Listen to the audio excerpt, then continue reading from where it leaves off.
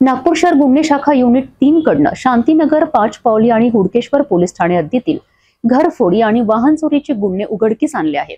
या प्रकरणात 3 आरोपींना अटक करण्यात आली असून पोलिसांनी तपास करत आरोपींचा पर्दाफाश केला आहे। नागपूर शहरात मोठा गुन्हा उघडकीस आला आहे।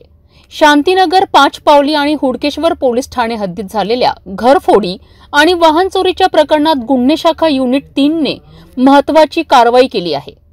या गुन्ह्याच्या तपासादरम्यान 3 आरोपींना ताब्यात घेण्यात आले आहे।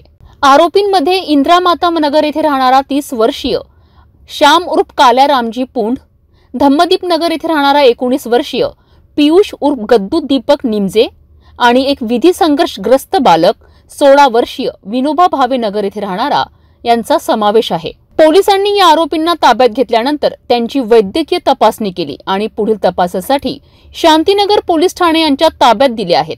या कारवाईमुळे या गुन्ह्याचा पर्दाफाश झाला आहे आणि पोलिसांनी चोरलेला मुद्देमाल जप्त करण्याचे प्रयत्न सुरू केले आहेत। आरोपींनी या गुन्ह्याची कबुली केली असून पोलीस या माहितीच्या आधारे पुढील तपास करीत आहेत।